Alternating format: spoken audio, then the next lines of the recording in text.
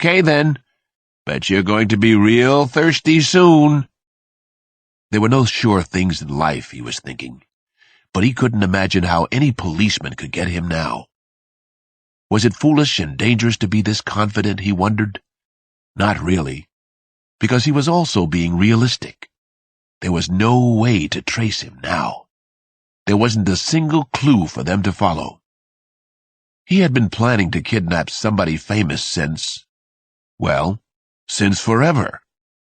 Who that someone was had changed and changed again, but never the clear, main objective in his mind. He'd been working at Washington Day School for months.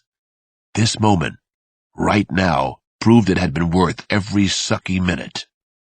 Mr. Chips. He thought of his nickname at the school. Mr. Chips.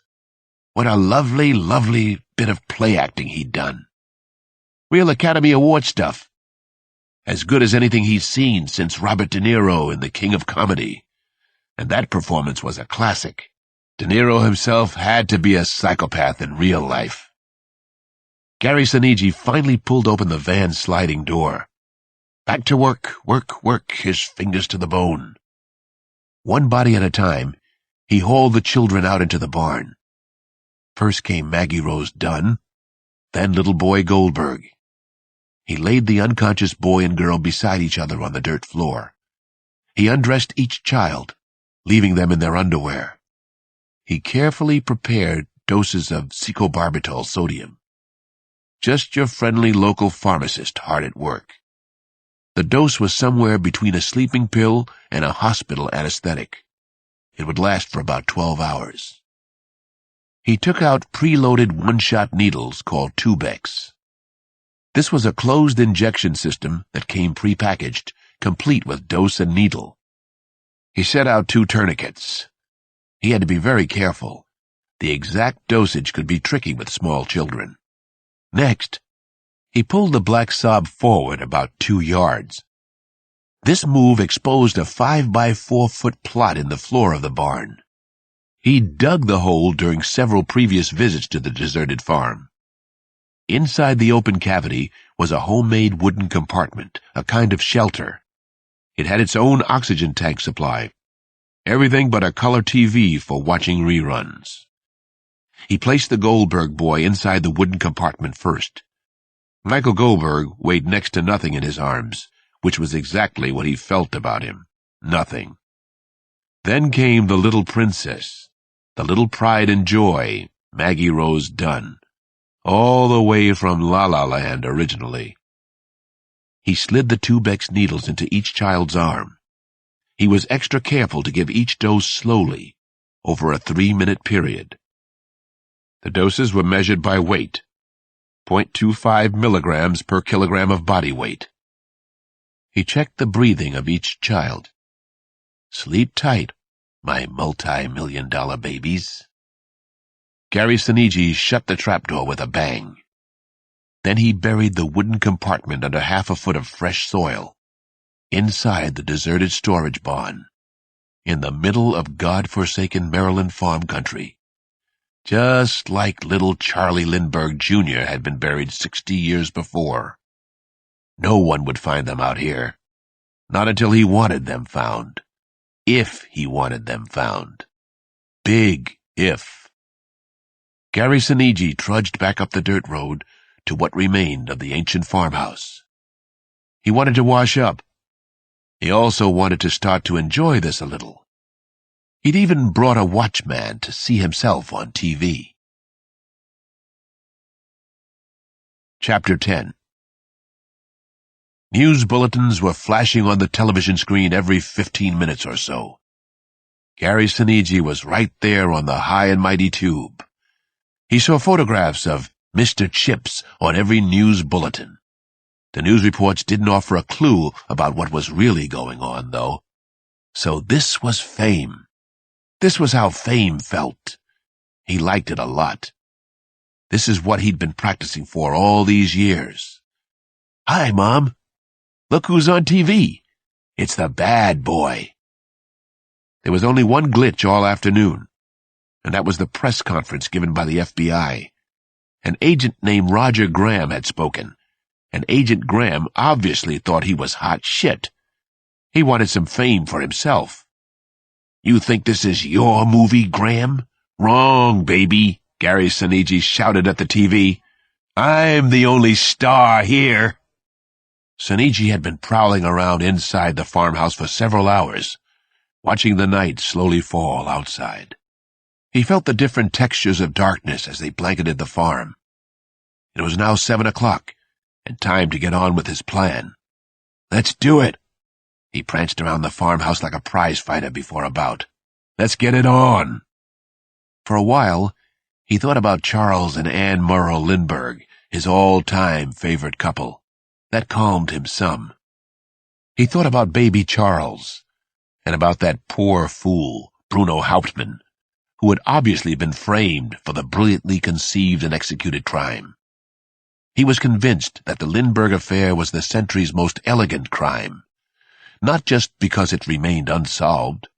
Many, many crimes went unsolved, but because it was important and unsolved. Sinise was confident, realistic, and most of all pragmatic about his own masterpiece. A fluke was always possible. A lucky accident by the police could occur. The actual exchange of money would be tricky. It meant contact, and contact was always highly dangerous in life. To his knowledge, and his knowledge was encyclopedic, no modern kidnapper had satisfactorily solved the ransom exchange problem.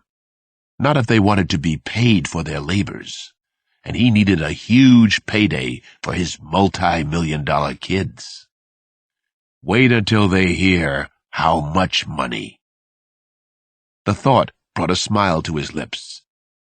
Of course, the world-beater Dunns and the all-powerful Goldbergs could and would pay. It was no accident he had chosen those two families, with their pampered little snot-nosed brats and their unlimited supply of wealth and power. Sinise lit one of the white candles he kept in a side pocket of his jacket. He sniffed a pleasant whiff of beeswax. Then he made his way to the small bathroom off the kitchen. He was remembering an old Chambers Brothers song, Time. It was time. Time. Time to pull the rug out from under everybody's feet. Time. Time. Time for his first little surprise, the first of many. Time. Time to start to build his own legend. This was his movie. The whole house was freezing cold in late December. Gary Sinise could see his breath wisping out as he set up shop in the bathroom. Fortunately, the abandoned house had well water, which was still running in the bathroom. Very cold water indeed. Gary Sinise lit some candles and began to work. It would take him a full half-hour before he was through. First, he removed the dark brown, balding half-wig. He'd purchased it 3 years before at a theatrical costume store in New York City. That same night, he'd gone to see Phantom of the Opera. He'd loved the Broadway musical. He identified with the Phantom so much that it frightened him. It sent him off to read the original novel, first in French, then in English. "Well, well, what do we have here?" He spoke to the face in the mirror. With the glue and other schmutz off, a full head of blonde hair was revealed. Long and wavy blonde curls. "Mr. Sinise? Mr. Chips? Is that you, fella?" Not a bad-looking sort, actually. Good prospects? On a roll, maybe? Clearly on a roll, yes. And nothing at all like Chips. Nothing like our Mr. Sinise. Away came the thick mustache that Gary Sinise had worn since the day he'd arrived to interview at the Washington Day School. Then the contact lenses were removed. His eyes changed from green back to chestnut brown. Gary Sinise held the dwindling candle up to the dingy, cracked bathroom mirror. He rubbed one corner of the glass clean with the sleeve of his jacket. There. Just look at you. Look at you now. Genius is in the details, right? That insipid nerd from the private school was almost completely eradicated. The wimp and the do-gooder, Mr. Chips, was dead and gone forever. What a wondrous farce it had been.